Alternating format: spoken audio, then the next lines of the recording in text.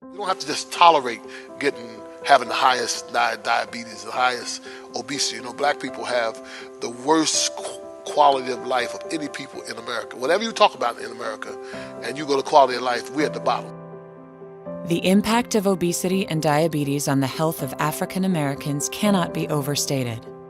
According to the CDC, 48% of African Americans are obese compared to only 33% for Caucasians. Obesity is one of the major factors for the development of type 2 diabetes, and African Americans have double the risk for developing diabetes as compared to Caucasians.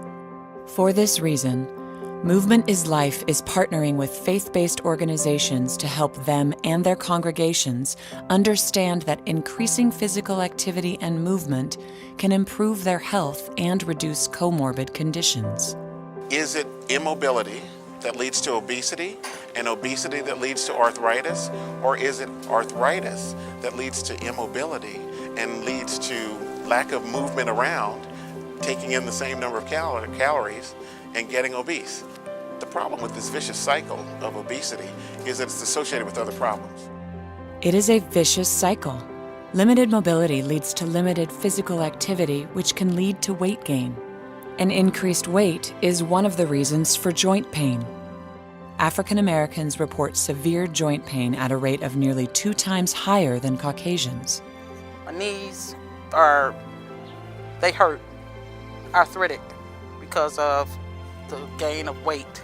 It's really come on like gangbusters. This is the heaviest I've been in my entire life, and I'm not liking it.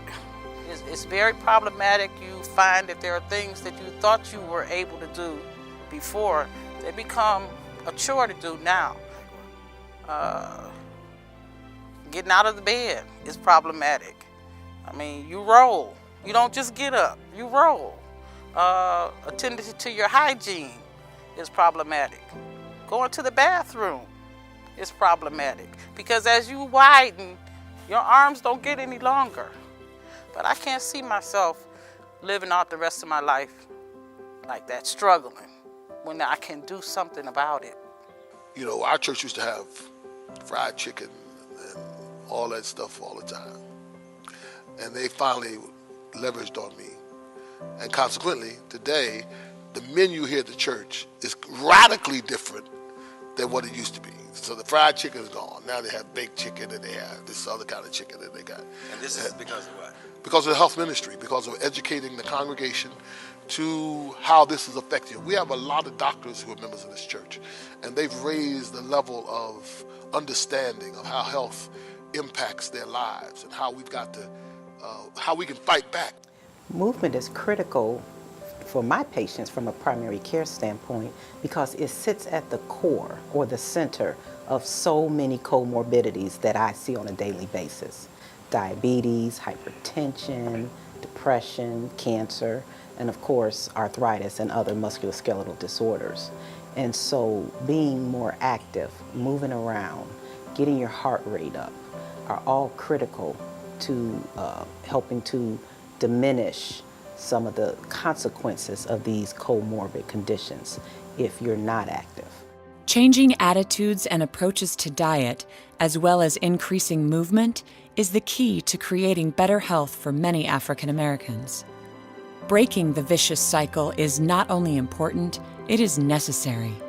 But it involves change. Changing behaviors and lifestyles will be challenging. We need your help to begin to break the vicious cycle. We need your help to reach out to your congregations and tell them that movement is critical to better health. That movement is life. Come join us. Come join our movement towards better health.